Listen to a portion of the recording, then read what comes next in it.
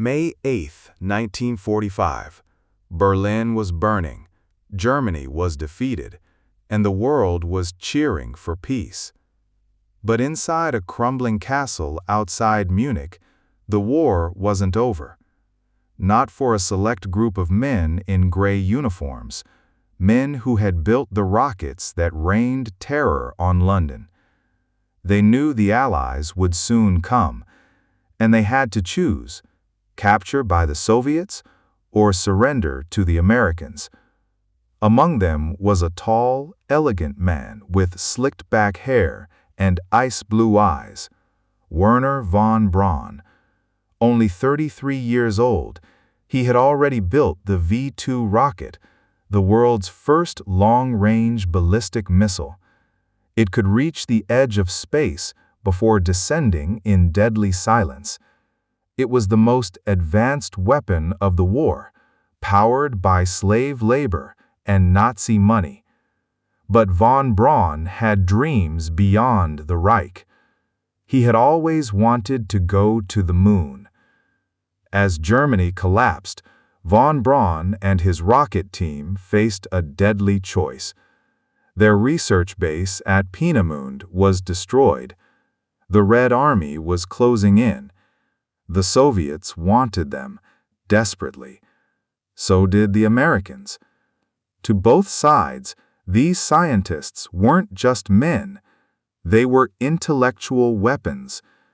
In a war that had killed 75 million people, the next battle would be fought not on the ground, but in laboratories, for control of the future. Von Braun told his engineers quietly, "We have to find the Americans. The Russians will put us in Siberia.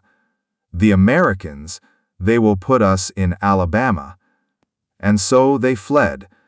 They burned their blueprints, loaded stolen trucks, and drove through bombed-out Germany under Red Cross flags. After days on the road, von Braun's brother Magnus waved a white cloth before an American patrol and shouted, "We are the rocket team. We want to surrender." Within hours, Washington received a message: "We have in custody Dr. Wernher von Braun, Chief of German Rocket Development." But there was a problem. Von Braun and his men were Nazis, SS officers. Some had used concentration camp prisoners to build their rockets. President Truman had publicly declared that no Nazi or war criminal would be allowed into the U.S., but behind closed doors, the Pentagon and the OSS, the forerunner of the CIA, had other plans. The Cold War had already begun before the last shots of World War II were fired. The Soviets were scooping up German scientists, engineers, and blueprints by the trainload. If America didn't act fast, Moscow would control the technology of the future. And so a secret mission was born. Its name was Operation Paperclip, because a paperclip on a file meant the person inside was useful. Under this top-secret program, more than 1,600 German scientists, engineers, and technicians were smuggled into the United States. Their Nazi records were rewritten, their past erased. They became new men, reborn as American assets. They worked for the U.S. Army, the Navy, and eventually for NASA. Von Braun, the man who built Hitler's V-2 rockets, would later design the Saturn V, the rocket that carried Neil Armstrong to the moon. But the moral questions never went away. How far could America go in the name of science? Could the same hands that built weapons for the Third Reich be trusted to build the future of humanity? For many, Operation Paperclip was a deal with the devil, a necessary evil in the shadow of the Cold War. For others, it was proof that progress sometimes rises from the darkest corners of history. The men who once worked for Hitler now wore NASA badges. The same technology that bombed London put footprints on the lunar surface.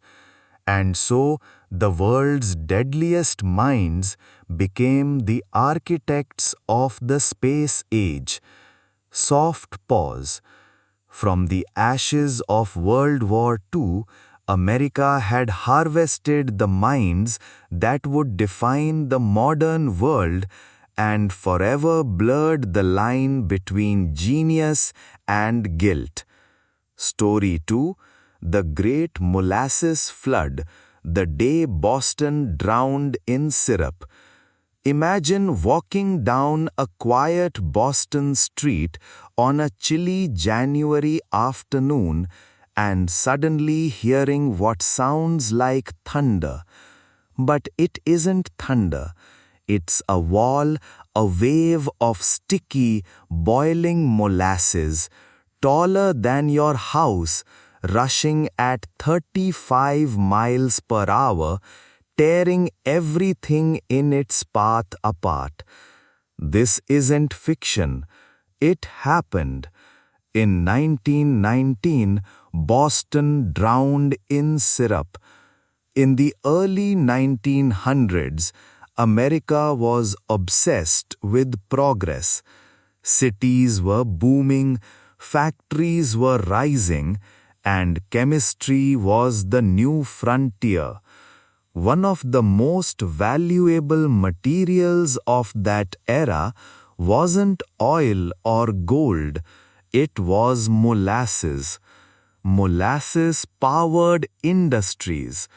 From it, companies made industrial alcohol, used for fuel and munitions. In Boston's North End, a company called Purity Distilling, owned by U.S. Industrial Alcohol, built a massive steel tank in 1915. It stood 50 feet tall, 90 feet wide, and